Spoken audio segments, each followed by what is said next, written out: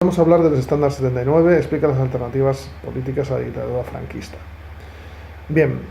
la oposición al régimen durante los primeros años siguientes a la dictadura pues había estado muy dividida. Se echaban las culpas mutuamente todos los sectores, desde anarquistas a comunistas, o pasando por socialistas o liberales y republicanos,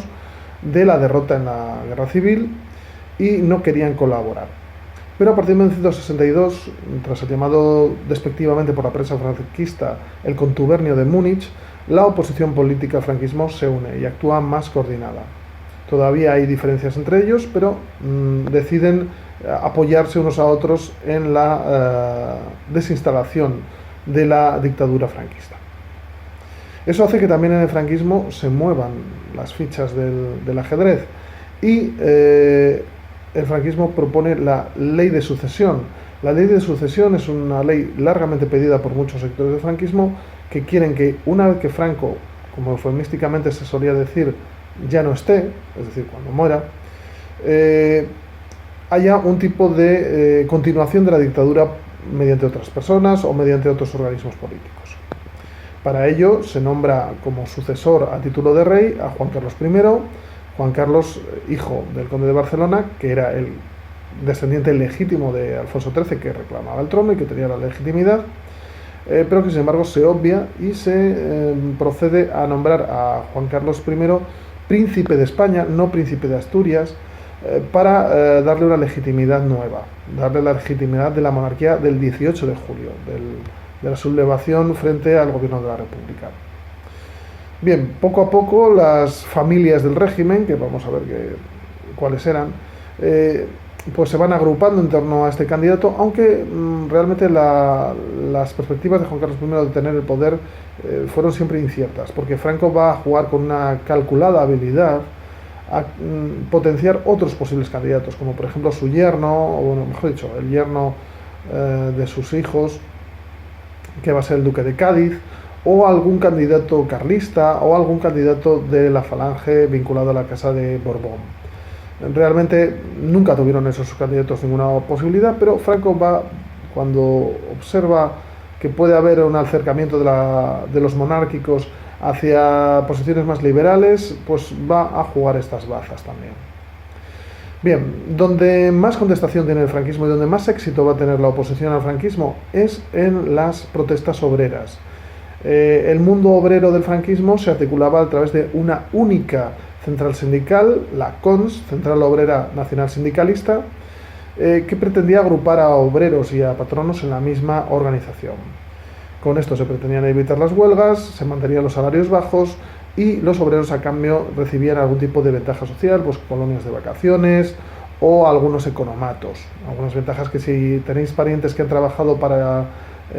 organismos como Renfe, Iberia o Correos hace 30 o 40 años, incluso el ejército y la policía, sabéis de qué estoy hablando. A partir de los años 60, el sindicalismo clandestino se va a infiltrar en la CONS y a través de las elecciones sindicales va a obtener representación y va a mover huelgas, manifestaciones y reivindicaciones de mejoras salariales. Esto va a preocupar bastante al franquismo, que va a perseguirlo activamente, y así, en el llamado proceso 1001, a principios de los años 70, los líderes de comisiones obreras, Marcelino Camacho y Nicolás Redondo, de UGT, van a ser detenidos junto con otros miles de sindicalistas y van a intentar ser extirpados de la maquinaria sindical franquista, sin éxito, ya que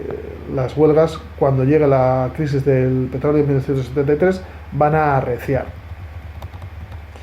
Un opositor inesperado al franquismo es parte de la Iglesia Católica. La Iglesia Católica, con el Concilio Vaticano II, en los años 60, con Juan XXIII, había cambiado a posiciones más progresistas, había admitido pues, que se pudiera dar la misa en las lenguas vernáculas, en las lenguas de cada país y no en latín. Pretendía que la Iglesia fuera un sitio de encuentro entre diversas ideologías y no defender una sola. Y esto es lo que se encuentra también en el franquismo en los finales de los años 60, principios de los 70, en su propia iglesia. Una iglesia dirigida por el cardenal Tarancón, que va a cuestionar sobre todo las decisiones más autoritarias y que más tienen que ver con las ejecuciones, con los fusilamientos por parte del régimen. Así, el cardenal Tarancón se va a convertir en el blanco de las iras de los más ultras del franquismo, que van a hacer popular una canción o una especie de lema que es Tarancón al paredón, es decir, que había que fusilar al máximo representante de la Iglesia Católica en España. La Iglesia va a dar cobertura a los sindicatos ilegales, a los sindicatos clandestinos, ya que les va a dejar reunirse en las iglesias, y en principio va a fomentar un poco también la presencia del nacionalismo catalán y vasco en sus iglesias respectivas. Esto también va a ser muy perseguido por el franquismo. A partir de los años 70, además, un nuevo enemigo le surge al franquismo, un enemigo terrible que luego dejará su huella en la historia de España, que es el terrorismo. Ya hemos visto que en los años 50, finales de los 50, surge la banda terrorista vasca ETA, que se hace violenta a partir de 1969 y que va a tener un reguero de atentados realmente terribles, el más espectacular, el de Carrero Blanco, que vimos ayer. Pero surgen otras bandas terroristas, como por ejemplo los Grapo, Grupo de Resistencia Antifascista 1 de Octubre, de carácter marxista-leninista, o los FRAP, Frente Revolucionario Patriótico Antifascista, que eran de un carácter más o menos de izquierda, incluso con tendencias anarquistas. Van a realizar numerosos atentados, algunos secuestros muy sonados, como es el que hacen los Grapo del abogado Oriol, que era una de las figuras preeminentes del franquismo, y en su respuesta va a surgir un contraterrorismo de carácter de extrema derecha, como los guerrilleros de Cristo Rey, o la AAA, o el Batallón Vasco Español, que van a jugar la carta de la guerra sucia contra este terrorismo indiscriminado.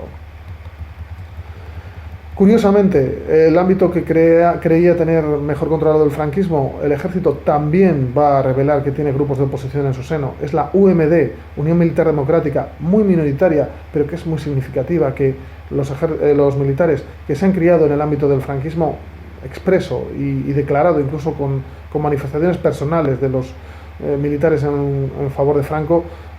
comience a cuestionar la figura de Franco y comience a propugnar la existencia y la necesidad de un régimen democrático que suceda al dictador. Algo estaba cambiando en la sociedad española. Las alternativas, como dijimos ayer, dentro del régimen